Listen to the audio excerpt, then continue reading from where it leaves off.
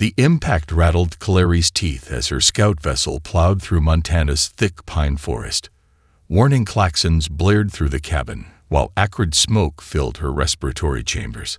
The stealth module had failed catastrophically during atmospheric entry, and now her mission, and possibly her life, was in jeopardy. Survival protocol engaged, the ship's AI announced with maddening calm as the vessel ground to a halt against a granite outcropping. Hull integrity compromised. Local atmospheric contaminants detected. Initiating emergency stasis. Override stasis, Caleri commanded, her forehands flying across the neural interface. Deploy emergency beacon. Unable to comply. Confederation protocol prohibits emergency signals on uncontacted worlds. Caleri hissed in frustration, her chromatophores flashing warning patterns. The Confederation had strict non-interference directives for primitive worlds like Earth, but those directives hadn't accounted for her current predicament. The humans weren't supposed to achieve faster-than-light capability for another 3 centuries if they survived their ongoing climate crisis and nuclear proliferation phase. As secondary systems failed around her, Caleri made a decision that would alter the fate of 2 civilizations.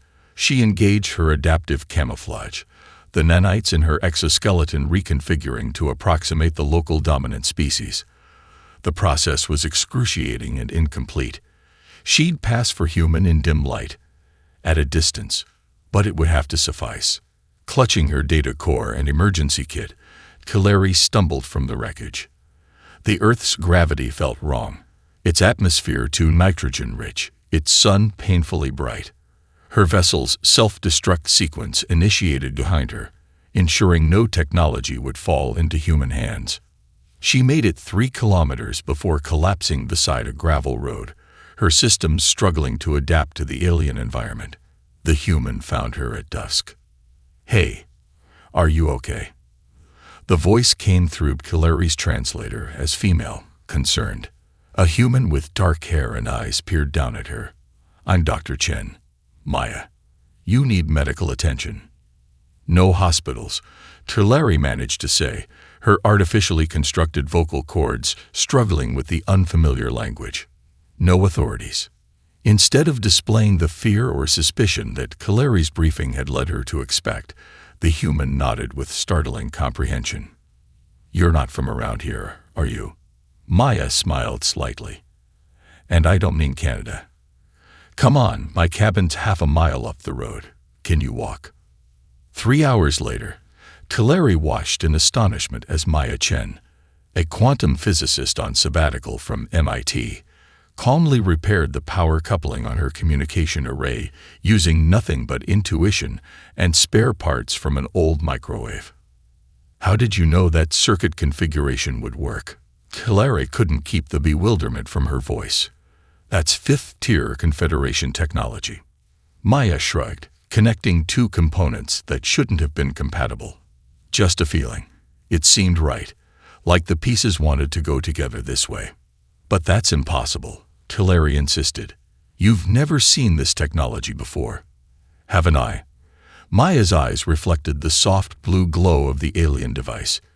"In my dreams, I've built things like this 1,000 times." The communication array hummed to life, and Caleri sent her distress signal, carefully omitting her contact with the human. As she waited for retrieval, a disturbing thought formed. What if humans weren't as primitive as the Confederation believed? What if they possessed an entirely different kind of advancement, one that the Confederation, with all its technological prowess, had never imagined? 3 lunar cycles after her retrieval from Earth, Caleri found herself back in the Sol system, this time leading a specialized observation team. Her near-disastrous crash had been reclassified as a fortunate accident after her superiors reviewed Maya Chen's inexplicable interaction with Confederation technology.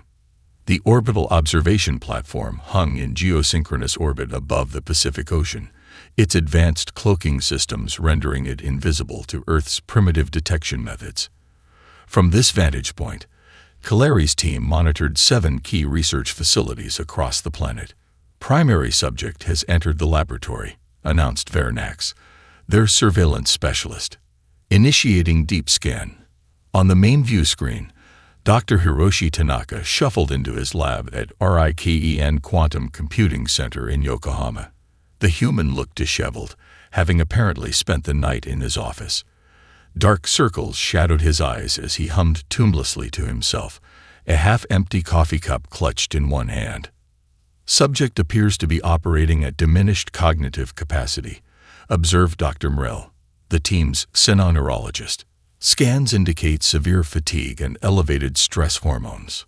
Kaleri leaned forward. Those are precisely the conditions where we've observed the anomaly.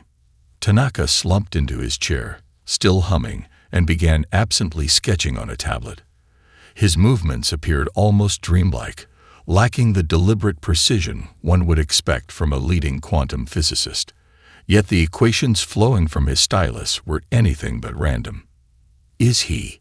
Vernax's voice faltered. Is he solving the quantum metastability problem? Kaleri felt her respiratory sacs constrict. The quantum metastability problem had confounded Confederation scientists for centuries, the theoretical framework necessary to maintain multiple quantum states in perfect balance. It was the key to everything from advanced propulsion to weapons systems to instantaneous communication. And this sleep-deprived human was sketching its solution while humming what Kaleri's cultural database identified as an ancient song called Dancing Queen. "This is impossible," Mrell whispered. "Our best quantum theorists have been working on this for 12 generations." Tanaka's colleague entered the lab, yawning. "Hiroshi, you've been here all night. What's this?" The physicist blinked, as if coming out of a trance. "I saw it in a dream. The numbers just sang to me." He pointed to a complex sequence. "See, if you modulate the entanglement cascade through a 16-dimensional matrix, the quantum states stabilize themselves." His colleague's jaw dropped. That's brilliant. But how did you?" "I don't know," Tanaka admitted, rubbing his eyes. "It just felt right." In the observation platform above, alarms suddenly blared. "Multiple quantum fluctuations detected," Vernax reported, fingers dancing across the control surface. Centered on, "This can't be correct," centered on Tanaka's brain. The main view screen shifted to display a three-dimensional scan of the physicist's neural activity. Clusters of neurons were firing in patterns that defied conventional understanding, creating microscopic fields of quantum indeterminacy. "Bring me Admiral Zextra," Kaleri ordered, not taking her eyes off the display. Priority Alpha. The Admiral's hologram materialized minutes later, his carapace gleaming with military insignia. "Report, Scout Leader." "Sir," Kaleri said, "we've confirmed my hypothesis. Humans aren't just making lucky guesses. Their brains are processing quantum information directly, without any technological assistance." Admiral Zexra's compound eyes narrowed. "You understand what you're suggesting? A biological quantum processor?" "Fats." "Impossible." "Yes," Kaleri interrupted. "Yet we're watching it happen." The Admiral was silent for several moments. "Recommendations?" "We need test subjects," Kaleri replied, hating the words even as she spoke them. "And I know exactly which human to start with." "How does it feel, Scout Leader?" The transformation specialist adjusted the final settings on the molecular reconfiguration chamber.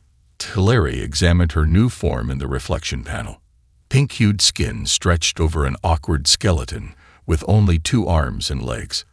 Her 8 sensory nodes had been compressed into 2 eyes, 2 ears, 1 nose, and a scattering of tactile receptors. Everything felt wrong. "Primitive," she replied, testing her new vocal apparatus. "Inefficient," Admiral Zexra observed from the command platform. "Remember your mission parameters.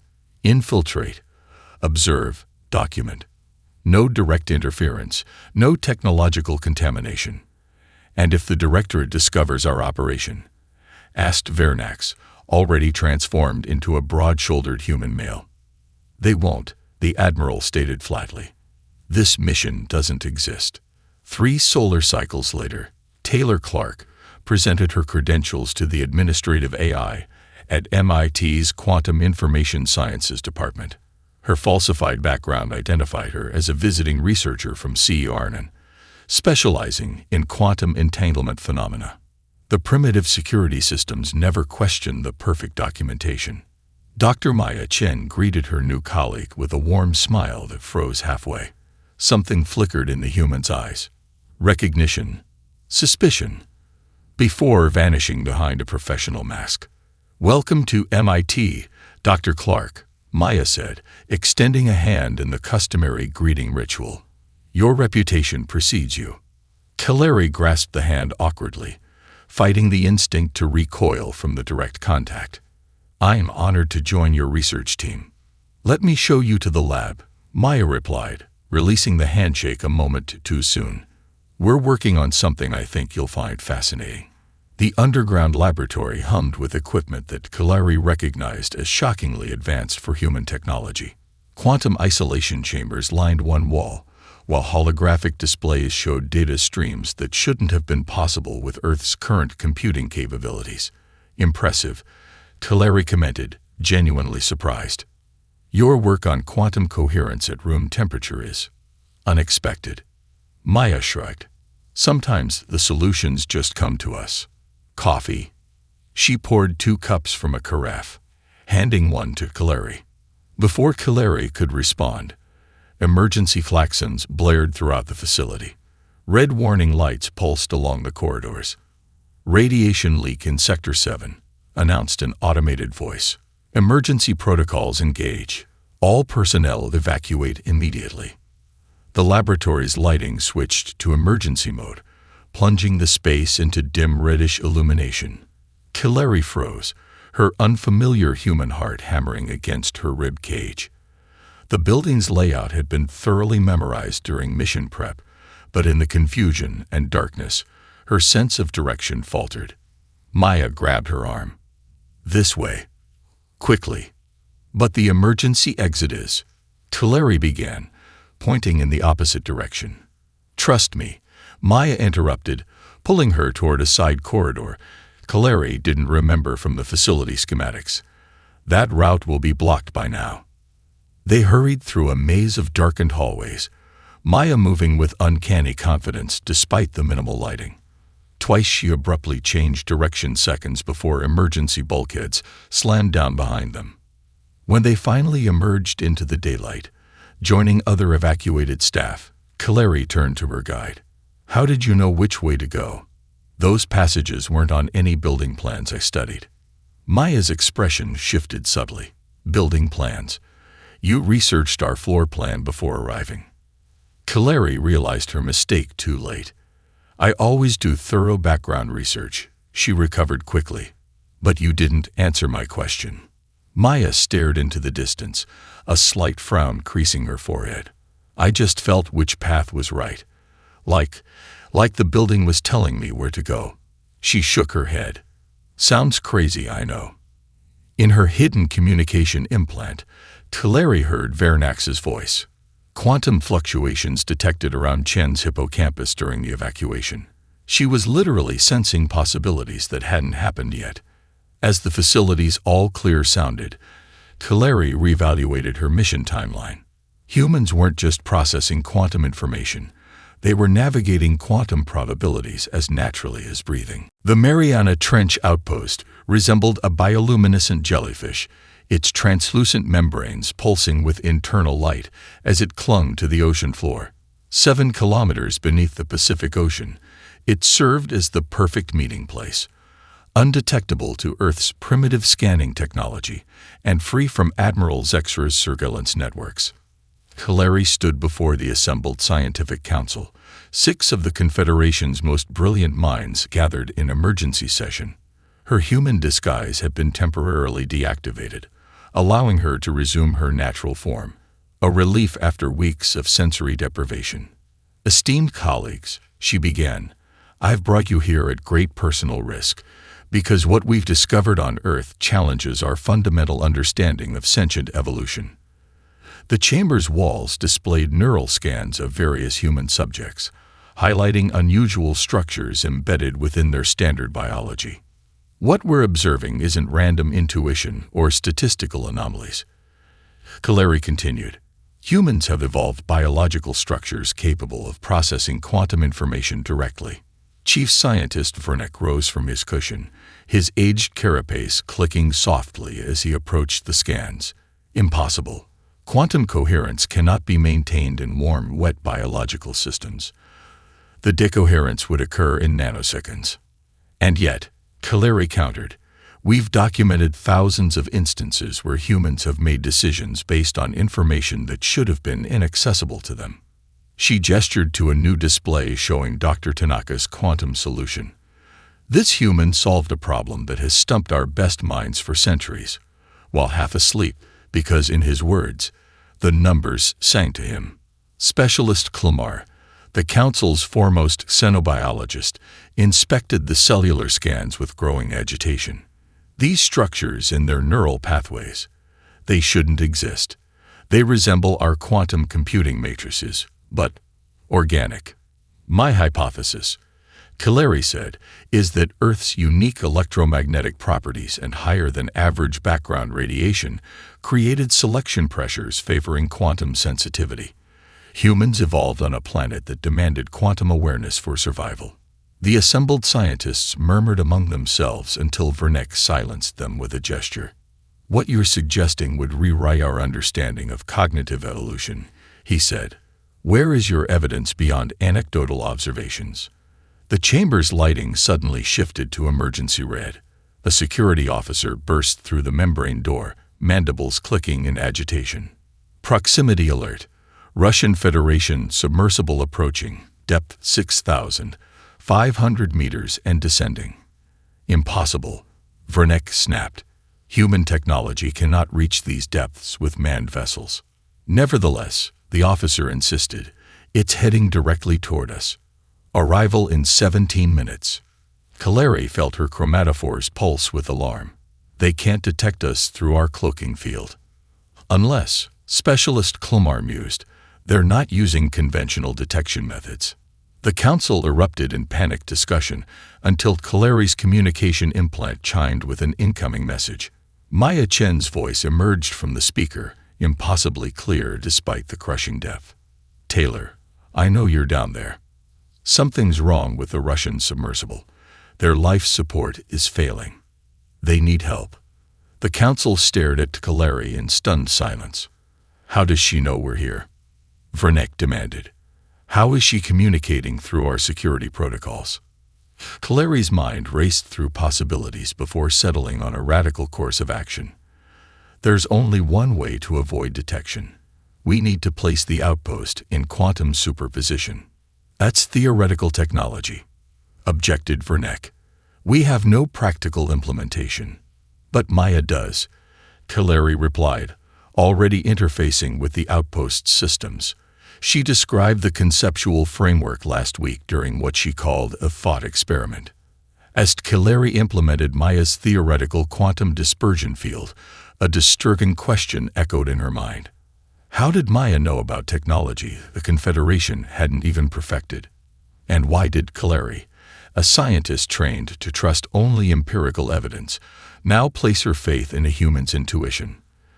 The outpost shimmered into quantum indeterminacy just as the Russian vessel's lights pierced the abyssal darkness, passing through the space they occupied without interaction, exactly as Maya had predicted. Is this really necessary? Vernek questioned as they finalized preparations in the abandoned DARPA facility beneath the New Mexico desert. The Council explicitly forbade further contact. Kaleri adjusted the quantum field generators, now reconfigured to human specifications based on Dr. Tanaka's equations. The Council is afraid. I'm more interested in truth than politics. After the Mariana Trench incident, Admiral Zexra had ordered the immediate termination of the Earth observation mission. The official record now classified humans as potentially dangerous anomalies to be quarantined until further notice. But Kaleri couldn't let go, not when they were so close to understanding. They'll court-martial you if they discover this, Vernek warned, nevertheless helping to calibrate the equipment. Only if we fail, Tulare replied. The test subjects arrived under the pretense of participating in a classified government study on decision-making. 20 humans representing diverse backgrounds. Chess Grandmaster Sophie Ulvov, trauma surgeon Dr. James Washington, fighter pilot Captain Layla Hassan, investment banker Richard Torres, 5 children aged 6 to 12, and 10 others selected for their documented instances of exceptional intuition. Maya Chen arrived last, eyeing the facility with unconcealed suspicion. "Taylor," she said carefully, "this doesn't look like standard university research." Hilary maintained her human disguise, though the effort strained her concentration. "It's not. But I promise you'll want to see these results." The first experiment was deceptively simple, a quantum randomizer connected to colored lights. The participants were asked to predict which light would illuminate next, an impossible task, as the quantum state remained undetermined until observation collapsed the probability wave. Statistical chance predicted 20% accuracy. The adults averaged 35%. The children achieved 72%. 6-year-old Mateo Rivera achieved 94% accuracy, growing more confident with each success.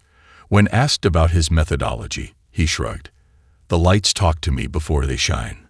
The second experiment involved navigating a virtual maze, where the paths reconfigured based on quantum fluctuations in a sealed radiation chamber. Captain Hassan completed it in 17 seconds. "You don't think about it," she explained, hand still steady on the controls. "You feel the path before it's there." The third experiment was Hilary's masterstroke. Participants were asked to influence the quantum state itself, not merely predict it. Conventional science deemed this impossible without technological intervention. 8-year-old Emma Cheng collapsed the probability wave toward her chosen outcome 63 times in a row. "Impossible," whispered Vernax, staring at the results. "She's manipulating quantum states with her mind." "Not with her mind," Hilary corrected. "With her biology. The structures we observed in their neurons. They're not just processing quantum information. They're interacting with it." Maya had been observing silently, her expression growing increasingly troubled. "This isn't a university study at all, is it, Taylor?" Before Hilary could respond, emergency sirens blared throughout the facility. "Perimeter breach," Vernax reported, checking the security feed. "Military vehicles approaching from the north. They found us."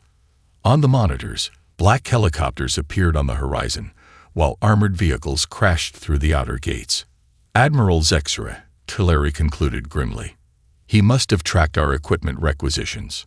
"There's an emergency exit through the old missile silo," Maya said suddenly. "We can evacuate everyone through the maintenance tunnels." Vernax frowned. "How could you possibly know that? This facility's blueprints are classified." Maya met Hilary's gaze directly. "The same way I knew you were at the bottom of the ocean. The same way these children can predict quantum states." She tapped her temple. "We can feel it. Now are you coming, or would you rather explain to your military why you're experimenting on human children?" As they hurried the test subjects toward the escape route, Hilary reviewed the security footage from the command center one last time. It showed Maya moving with perfect precision, systematically avoiding every surveillance camera during her arrival, despite having no way to know their locations. The evidence was undeniable. Humans weren't just processing quantum information. They were swimming in it, breathing it, living it in ways the Confederation had never imagined possible. The Atacama Desert's stark landscape stretched around their makeshift base like an alien planet. Inside the repurposed mining facility, Hilary had shed her human disguise completely. After fleeing the New Mexico site, there seemed little point in maintaining pretenses, especially since Maya had engineered their escape with impossible knowledge of both pursuit patterns and classified access codes. "You're not surprised," Hilary observed as Maya examined her true form, four-armed, with iridescent skin that shifted colors with her moods. "I've dreamed about you since I was a child," Maya replied, her fingers hovering near Hilary's sensory nodes without touching them. Not you specifically, but beings like you. I always knew we weren't alone. The remaining test subjects have been safely returned to their homes with memories adjusted. Standard Confederation protocol for unauthorized contact. Only Maya remained by mutual agreement. She had become both subject and collaborator. Why didn't you report me? Maya asked, watching as Kaleri analyzed the experimental data. When I fixed your communication array after your crash, you must have known I shouldn't have been able to do that. Kaleri's skin rippled with a pattern that her species used to express philosophical uncertainty. Scientific curiosity outweighed protocol. And now I'm glad it did. The laboratory's central display illuminated with three-dimensional models of human neurons alongside Confederation quantum computers. The similarities were undeniable and deeply disturbing to everything Kaleri had been taught. Your hypothesis about Earth's unique electromagnetic properties only explains part of it, Vernac said, entering with fresh analysis. We've been comparing human genetic samples with our evolutionary database. The quantum-sensitive structures in human neurons didn't evolve naturally. Maya looked up sharply. What are you suggesting? Guided evolution, Vernax replied. These neural structures appear to have been deliberately introduced into your genetic line approximately 50,000 years ago, coinciding with what your anthropologists call the cognitive revolution. That's impossible, Maya protested. Who would have? A proximity alarm interrupted her question. The security feeds showed a Confederation diplomatic vessel descending toward their location. They found us, Vernax said, moving toward the defense controls. No, Kaleri countered, recognizing the ship's designation. This is a council vessel, not military. Stand down. The ship landed with minimal disturbance, deploying an environmental shield against the desert's harsh conditions. Chief Scientist Vernick emerged, accompanied by two junior researchers carrying sealed containment units. Kaleri met them at the perimeter, her posture formal despite her renegade status. You're not here to arrest us, she observed, noting the absence of security personnel. No, Vernick confirmed, his aged carapace catching the desert sunlight. I'm here because your research has been validated by an unexpected source. He gestured to the researchers. Show her. The containment units opened to reveal ancient artifacts, fragments of technology that predated Confederation history. These were discovered in the Andromeda archives. Vernick explained. Quantum-encoded data crystals we've been unable to access for millennia. 3 days ago, they spontaneously activated when exposed to recordings of human brainwave patterns from your research. Maya approached cautiously, drawn to the artifacts as if pulled by an invisible force. The crystals pulsed with internal light that intensified as she neared. They're responding to her, Vernick whispered, just as the theoretical models predicted. The largest crystal projected a holographic display, star charts, equations, and glyphing text in a language none of them recognized. Maya reached toward it instinctively, her fingers passing through the projection. The display immediately reconfigured, simplifying into recognizable patterns. I can read it, she said, her voice distant with wonder. Not with my eyes, but I just know what it means.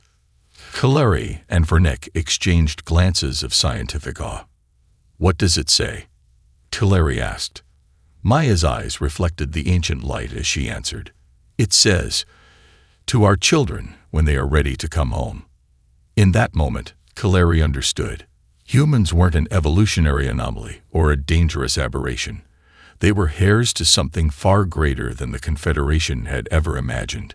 Genetic inheritors of a civilization that had mastered quantum reality at its most fundamental level. And somewhere in the cosmos, their progenitors were waiting. The emergency session of the Confederation Council erupted into chaos as the holographic projections of colony worlds winked out one by one.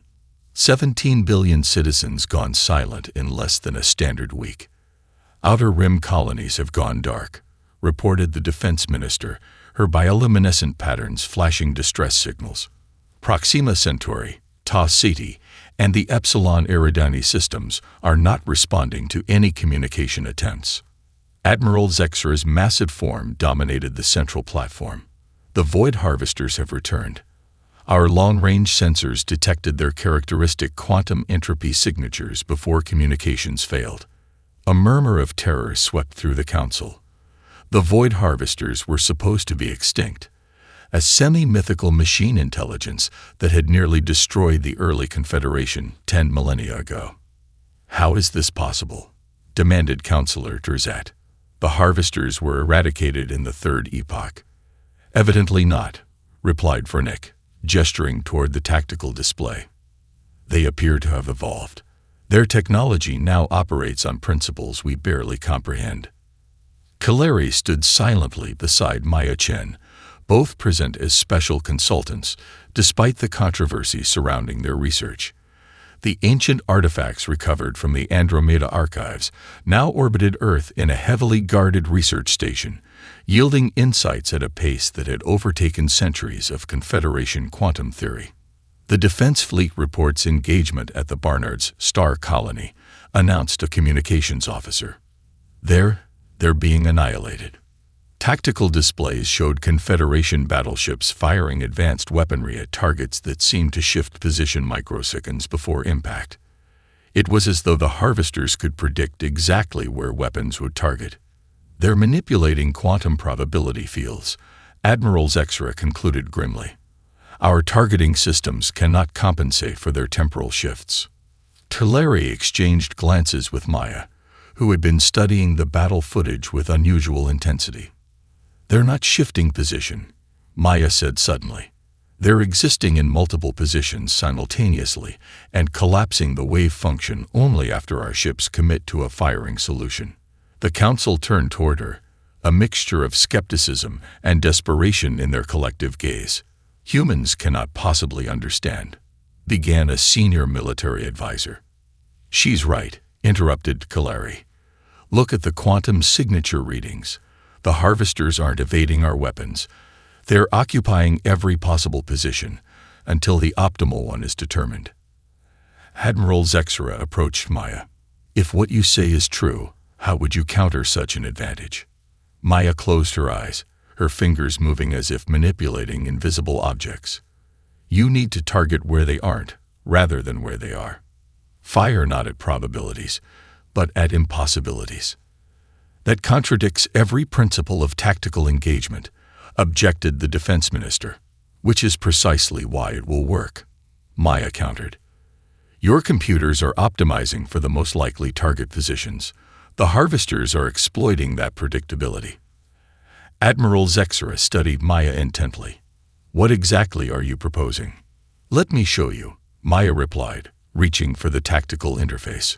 Her fingers danced across controls she'd never been trained to use, reconfiguring battle algorithms with intuitive ease.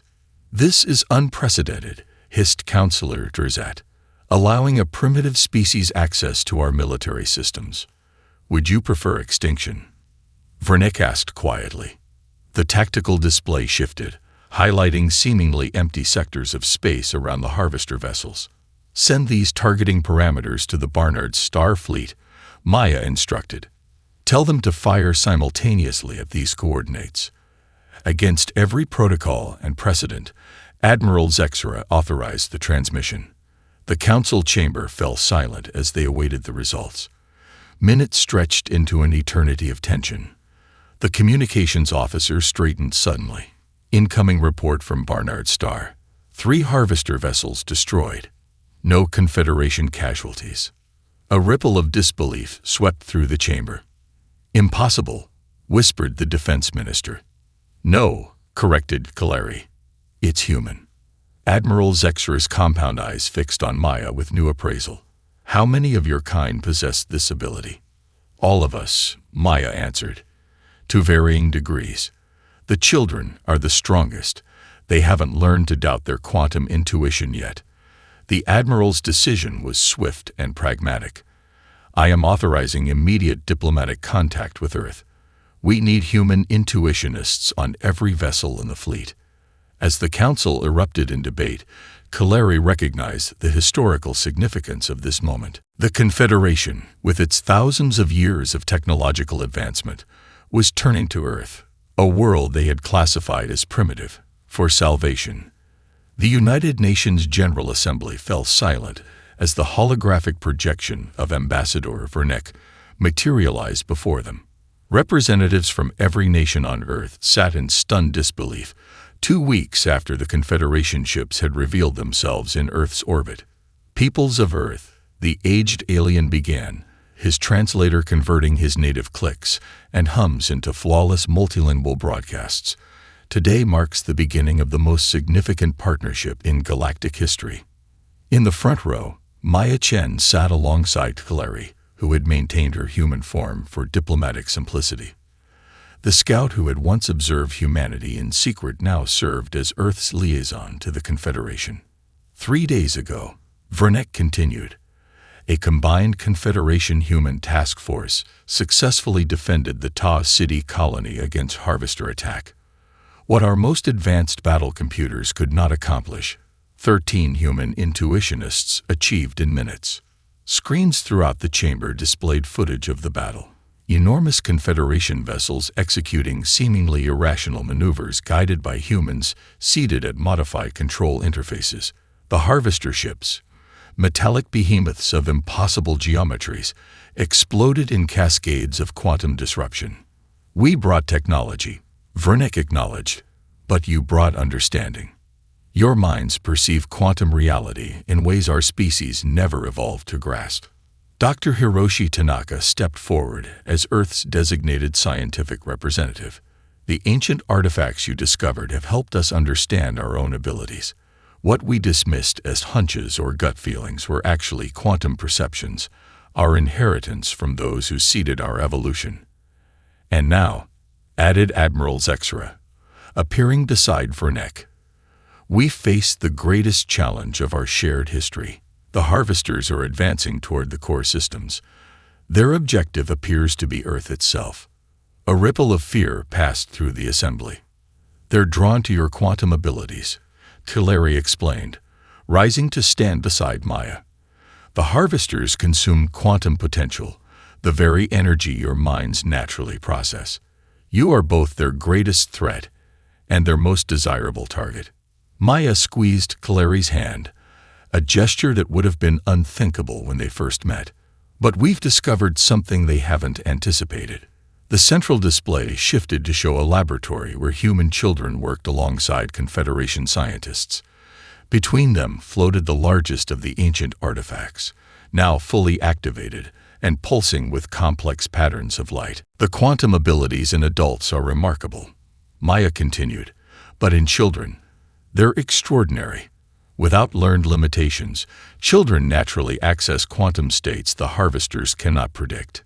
Mateo Rivera, now 9 years old, demonstrated by interfacing with a simulation of Harvester attack patterns.